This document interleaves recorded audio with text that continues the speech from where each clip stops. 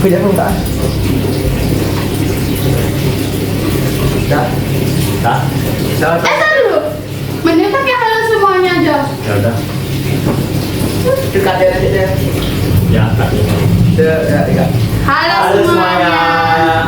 Jadi pada kesempatan kali ini kami dari kelompok 11 akan mempresentasikan tentang sejarah kerajaan Majapahit.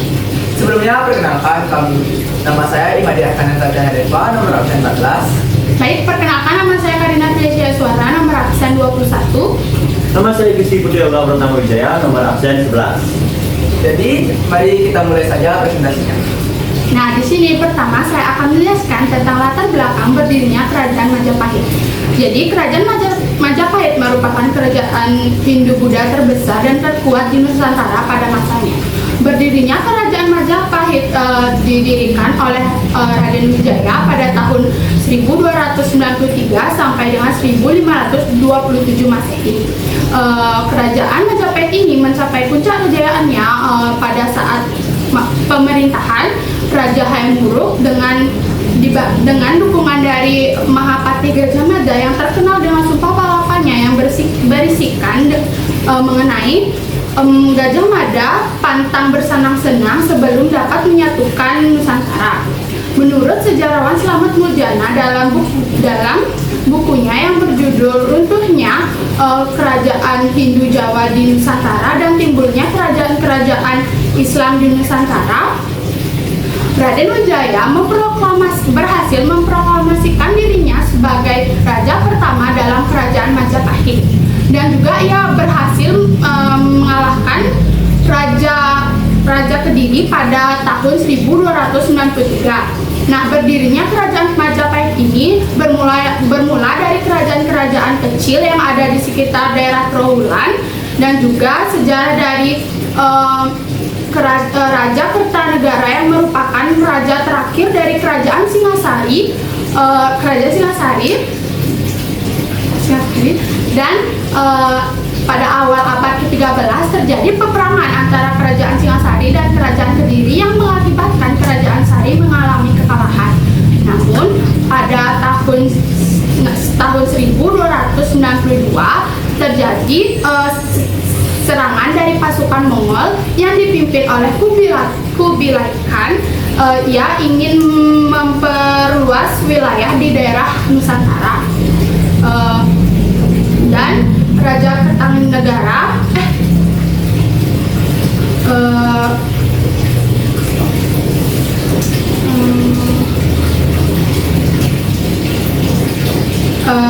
Raja Kertanegara berhasil melawan serangan dari pasukan Mongol tersebut, namun akhirnya pun dia tewas juga. Nah, pada Raja Kertanegara telah tewas, di daerah Kerajaan Singasari sangatlah terpecah belah, tidak terurus. Nah, jadinya ada salah satu pangeran, yaitu Pangeran Jayakatwang yang ingin memperluas di daerah tersebut. Nah, akhirnya tak lama kemudian muncullah lagi serangan dari pasukan Mongol yang kedua kalinya.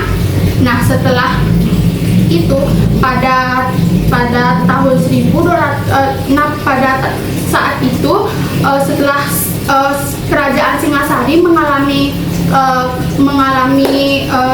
wilayahnya mengalami yang cukup kondisinya sangat terpecah belah. Akhirnya pada saat yang bersamaan Raden Wijaya lah yang berhasil memperoleh di daerah kekuasaan, yaitu Jawa Timur tersebut. Nah, akhirnya Kerajaan Majapahit tersebut terus berkembang hingga saat itu. Nah, yang kedua di sini saya akan menjelaskan tentang lokasi. Nah, yang pertama yaitu lokasinya. Yang pertama itu ada Trowulan.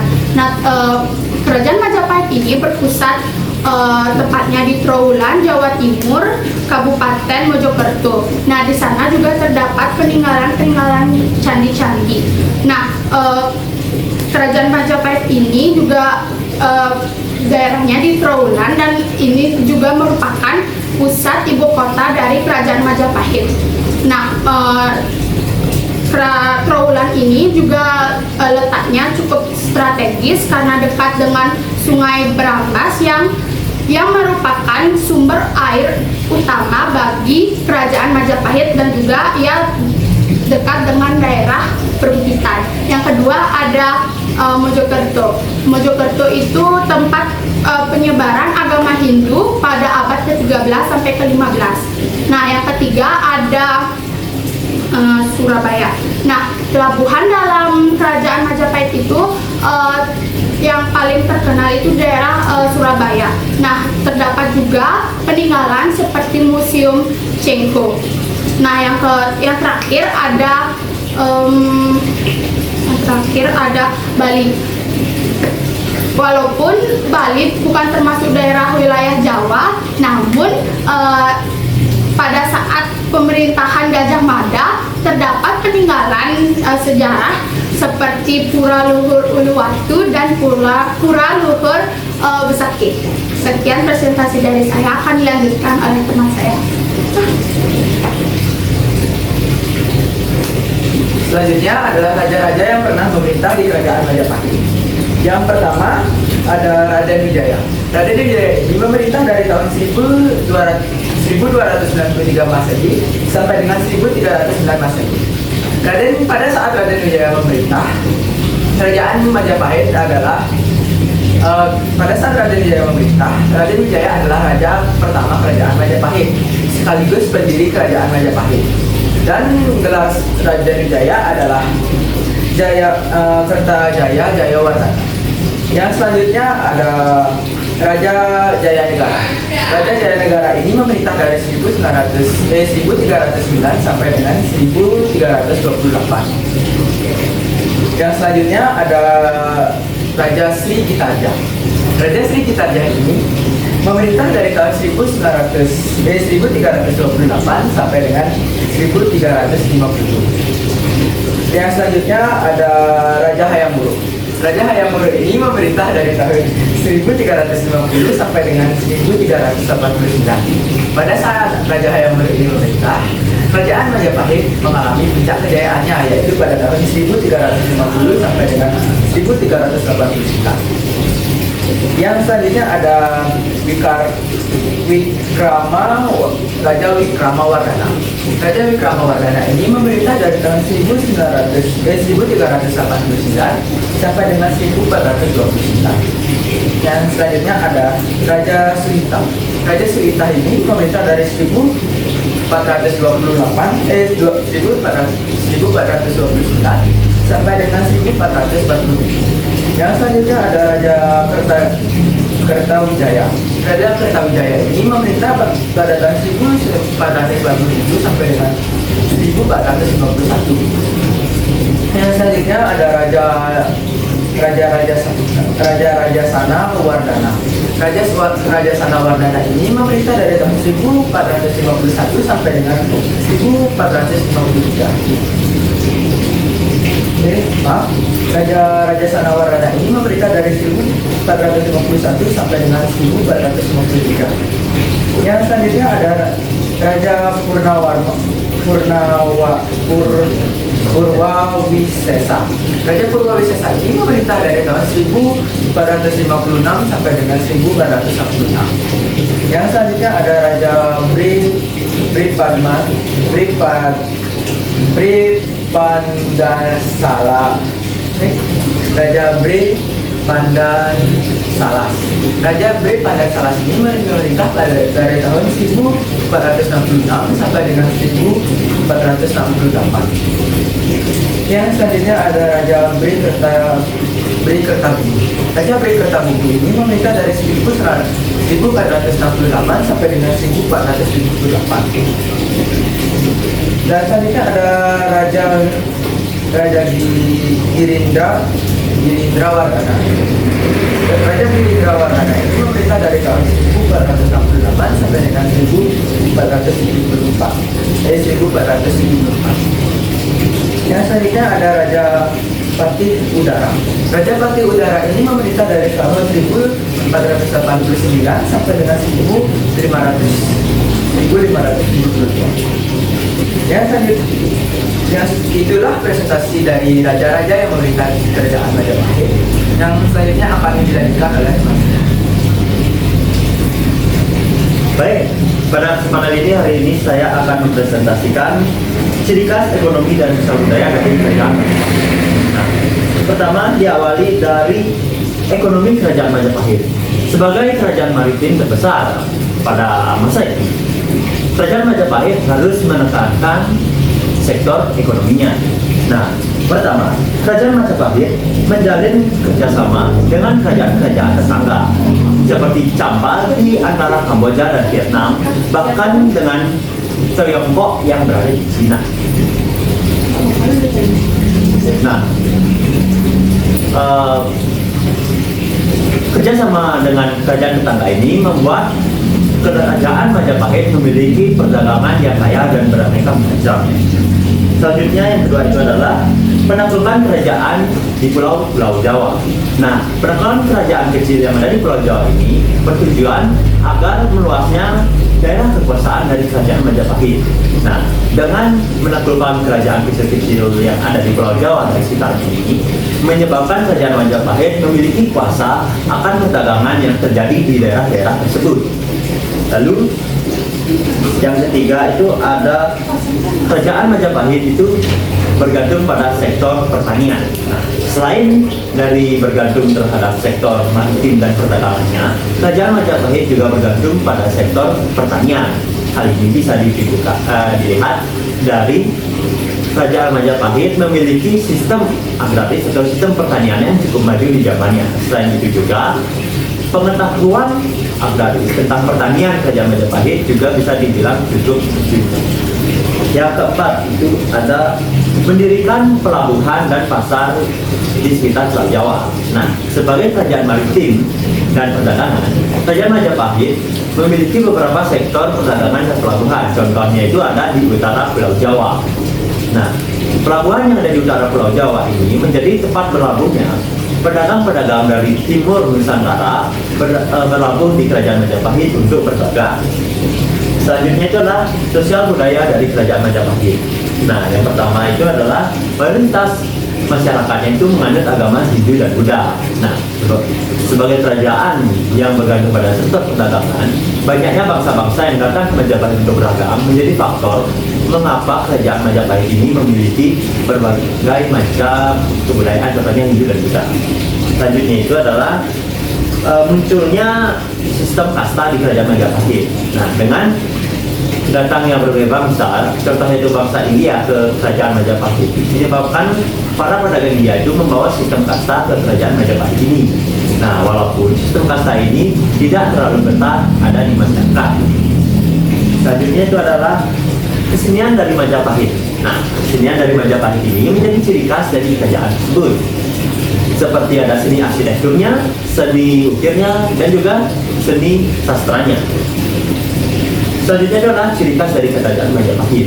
Nah, setiap kerajaan tentunya memiliki ciri khasnya masing-masing. Dan kali ini kita akan membahas ciri khas dari kerajaan Majapahit.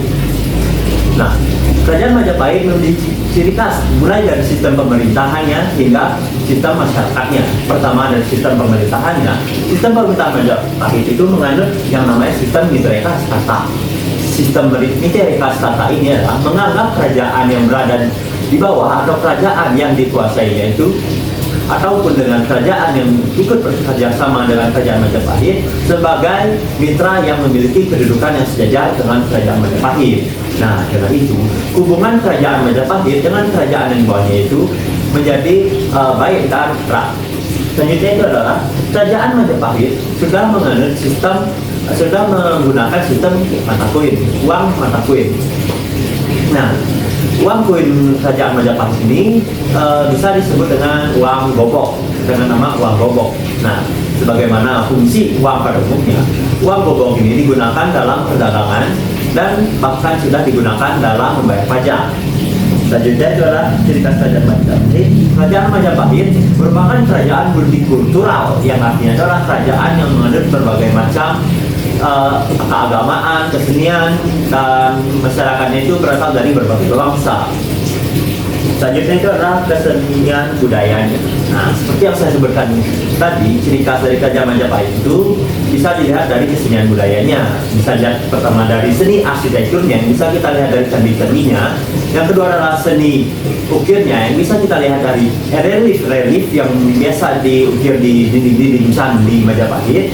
Yang ketiga itu kita bisa lihat dari seni sastranya. Kita bisa lihat seperti dari kitab Suta Soma, kitab Negara Kertagama, dan lain-lain. Nah, itu sekian ciri khas ekonomi dan sosial budaya dari Kerajaan Majapahit. Selanjutnya kita akan membahas keruntuhan dari Kerajaan Majapahit. Nah, keruntuhan dari Majapahit ini disebabkan dari berbagai faktor. Nah, keruntuhan Kerajaan Majapahit tidak serta-merta langsung runtuh begitu saja, namun terdiri dari berbagai proses yang sedemikian rupa sehingga membuat Kerajaan Majapahit runtuh. Nah, faktor pertama itu adalah meninggalnya Raja Hayam Wuruk di tahun 1389 Masehi. Nah, dengan meninggalnya Raja Hayam Wuruk pada tahun tersebut, kerajaan-kerajaan kecil yang mendengar berita tersebut membuat rencana untuk melepaskan diri dari kekuasaan Kerajaan Majapahit. Salah satunya itu adalah Raja Parameswara yang berkuasa di Singapura. Nah, Raja Parameswara ini berencana untuk melepaskan diri dari kekuasaan Kerajaan Majapahit. Namun, Kerajaan Majapahit yang mendengar berita tersebut langsung mengirimkan prajurit untuk menyerang Raja Parameswara. Namun, Raja Parameswara itu berhasil kabur dari kejaran prajurit Kerajaan Majapahit. Faktor yang kedua itu adalah munculnya Kesultanan Malaka. Nah, munculnya Kesultanan Malaka ini dibangun oleh Raja Parameswara yang sudah masuk Islam, karena pada saat itu Islam sudah mulai masuk ke Nusantara. Nah, Raja Parameswara ini mengganti namanya menjadi Iskandar Shah yang membangun Kesultanan Malaka dengan dibantu oleh pelayar Cina terkenal yang bernama Cheng Hu. Nah, dengan munculnya Kesultanan Malaka ini, Kesultanan Malaka langsung dengan cepat mengambil alih jalur perdagangan yang berada di Selat Malaka. Faktor yang ketiga itu adalah terjadinya Perang Parengret pada tahun 1404 sampai 1406 Masehi.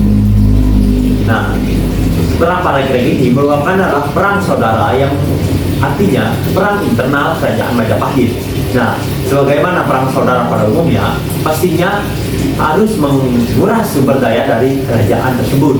Nah, dengan terkurasnya sumber daya Kerajaan Majapahit menyebabkan kurangnya kontrol Kerajaan Majapahit terhadap daerah-daerah kekuasaannya. Dengan itu, kekuasaan dari Kerajaan Majapahit menjadi melemah dan banyak kerajaan-kerajaan yang berhasil melepaskan diri dari kekuasaan Majapahit. Nah, dengan dampaknya terhadap Kerajaan Majapahit itu adalah semakin berkurangnya daerah kekuasaan dari kerajaan tersebut. Faktor yang keempat adalah munculnya Kerajaan Demak.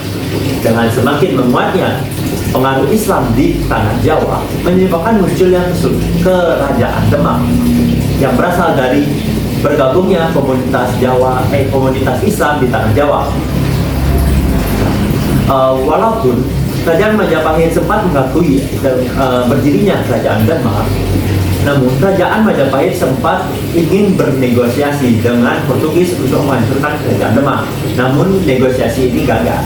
Nah, Demak yang mendengar berita tersebut langsung mengirim pasukan ke Kerajaan Majapahit untuk menghancurkannya. Nah, serangan yang dilancarkan oleh Demak ini berhasil meruntuhkan ibu kota Kerajaan Majapahit yang berada di Tegulang. Dengan hancurnya ibu kota Majapahit menandakan akhirnya masa kedudukan Hindu-Buddha di tanah Nusantara dan beralih ke tangan Islam. Nah, itu saja yang bisa saya sebutkan tentang keruntuhan dari Kerajaan Majapahit. Selanjutnya kita akan membahas bukti peninggalan dari Kerajaan Majapahit. Baik, pada kesempatan kali ini saya akan menjelaskan bukti-bukti peninggalan Kerajaan Majapahit. Yang pertama itu ada candi-candi. Di Kerajaan Majapahit ini banyak sekali meninggalkan keruntuhan seperti candi-candi. Yang pertama ada di daerah Mojokerto dan daerah lainnya. Yang salah satunya saya akan menjelaskan daerah Mojokerto Kediri, Karanganyar, dan Blitar. Yang pertama di daerah Mojokerto.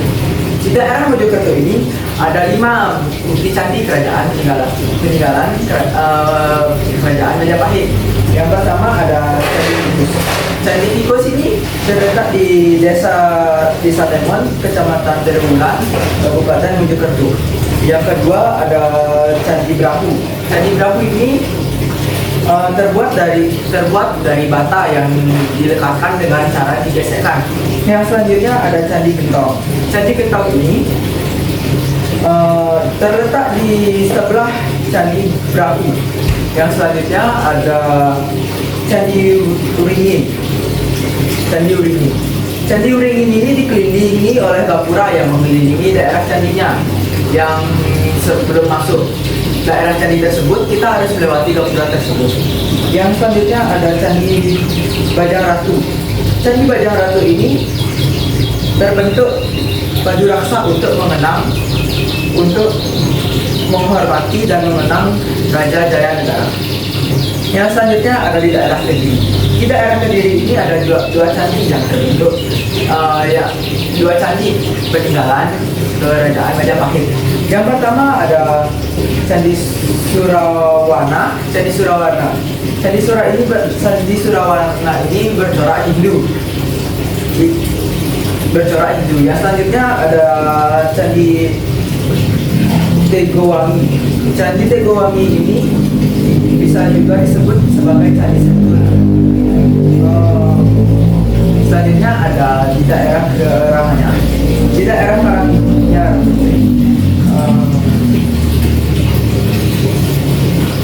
di daerah Karanganyar ini Candi Sukuh berdasarkan legenda. Candi Sukuh menggambarkan kisah cinta sepanjang wanita dan pria yang saling mencintai tetapi tidak mendapatkan restu. Candi Ceto. Candi Ceto adalah candi peninggalan kerajaan Majapahit yang dijadikan sebagai tempat ibadah dan ritual kelak. Yang selanjutnya ada di daerah Blitar dan daerah Jombang. Candi Penataran adalah salah satu candi terbesar dan termegah di daerah Jawa. Di daerah Jawa Timur berletak yang berlatar belakang kerajaan Hindu. Candi Tepas. Candi Tepas ini diperkirakan dibangun pada abad ke-4. Candi Tepas ini diperkirakan dibangun pada abad ke-14. Yang selanjutnya ada Candi Kotes. Berdasarkan inskripsi pada Batur diketahui bahwa Candi Kotes ini dibangun pada awal pemerintahan kerajaan Majapahit. Yang selanjutnya ada di daerah Jombang. Di daerah Jombang ini ada satu candi yaitu Candi Rindu. Candi ini dibangun untuk menghormati Tribuana Tunggadewi sebagai Raja Majapahit yang memerintah pada saat. Baik, itu saja candi-candi peninggalan kerajaan Majapahit. Selanjutnya akan dijelaskan prasasti peninggalan kerajaan Majapahit oleh Mas. Nah, prasasti dari kerajaan Majapahit ini ada 4, yaitu adalah prasasti Kudadu. Prasasti Kudadu ini diperkirakan dibangun pada abad ke-13 dari masa kerajaan Majapahit. Lalu itu ada prasasti Parung. Prasasti Parung ini diperkirakan dibangun pada pertengahan abad ke-14.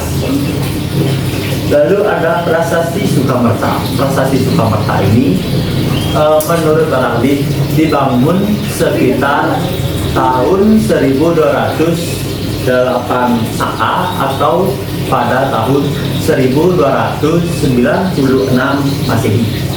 Nah, prasasti yang terakhir ini adalah prasasti Canggu yang diperkirakan dibangun pada tahun 1358 Masehi. Nah, sekian dari prasasti dari Kerajaan Majapahit. Selanjutnya itu adalah peninggalan sastra dari Kerajaan Majapahit. Nah, di sini selanjutnya saya akan menjelaskan tentang sastra-sastra peninggalan Kerajaan Majapahit. Yang pertama ada kitab Negara Kertagama, itu dikarang oleh Empu Prapanca dan berisikan mengenai keagungan Raja Hayam Wuruk.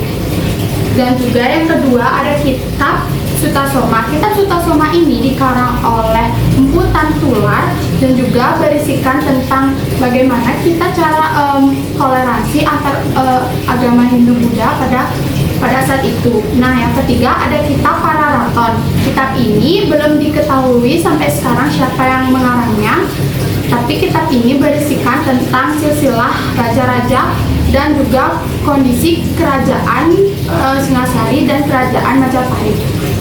Nah, yang terakhir ada kitab Pusana Jawa. Kitab ini mengisahkan penaklukan Bali oleh Gajah Mada. Nah, selanjutnya presentasi akan dilanjutkan oleh teman saya.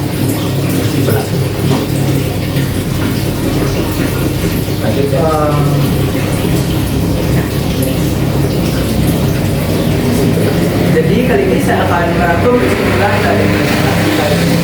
Jadi kesimpulannya adalah kerajaan sebesar dan semegah apapun, jikalau pemerintahannya tidak bagus, maka kerajaan itu akan terus seperti kerajaan Majapahit.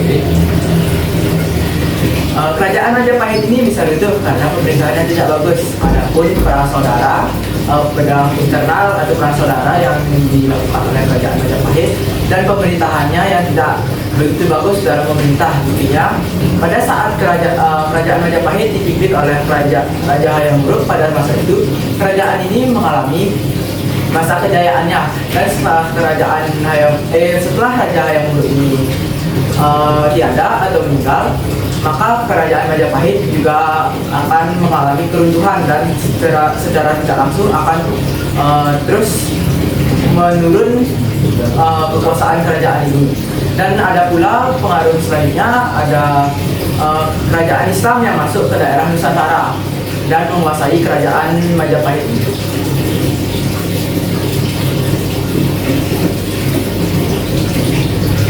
Baik, sekian presentasi dari kelompok kami. Apabila ada salah kata maupun disengaja atau tidak disengaja, kami minta maaf.